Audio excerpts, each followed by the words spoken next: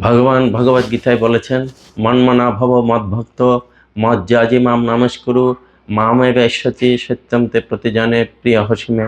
ভগবান শ্রীকৃষ্ণ ভগবদ গীতায় বলেছেন, আমাকে নমস্কার করো, আমাকে প্রণাম করো, আমাকে আমার ধ্যান করো, আমার পূজা করো, তাহলে তোমাকে আমি সমস্ত কিছু পাপ থেকে মুক্ত করব, তুমি আমার ধামে চলে আসবে।